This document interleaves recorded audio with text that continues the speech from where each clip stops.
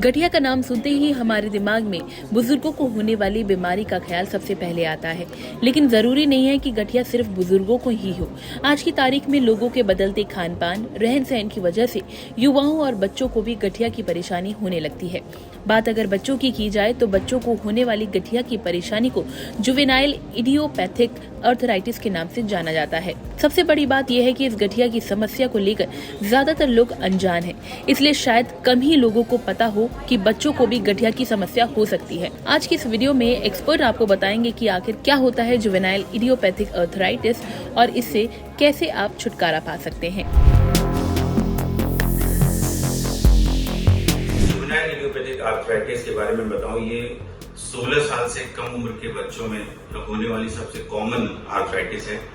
और इसमें usually pen, stiffness, joint में इन्फ्लेमेशन, फीवर, स्किन रेसेस, आंखों में जलन या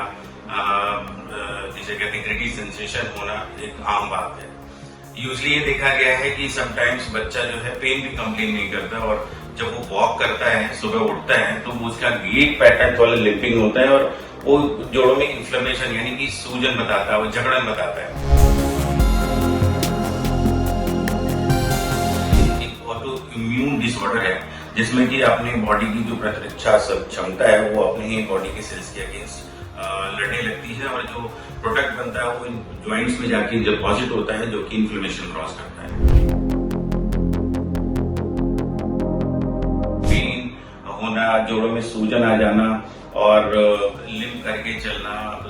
जो जोड़ है वो रेड एंड हॉट हो जाते हैं, स्किन में कभी कभी आपके रेसेस दिखते हैं और बच्चे को फीवर हो सकता है और इस तरीके से ये कॉमनली अगर ऐसी चीजें हों तो तुरंत डॉक्टर की सलाह लेनी चाहिए। इसके लिए सर्टेन टेस्ट होते हैं जिसमें हम लोग ब्लड टेस्ट करवाते हैं, ESR, CRP,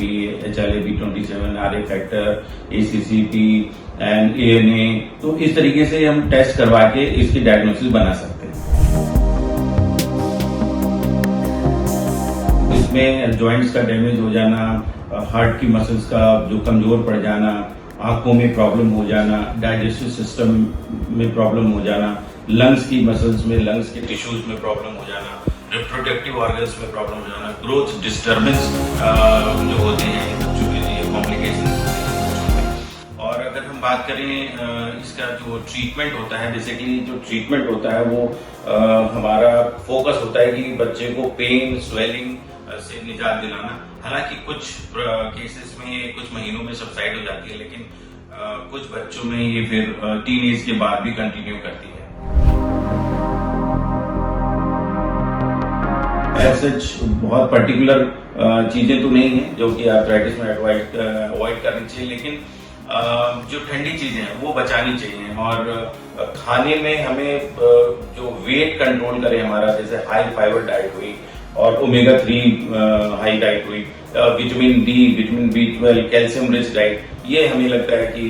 जरूर लेना चाहिए।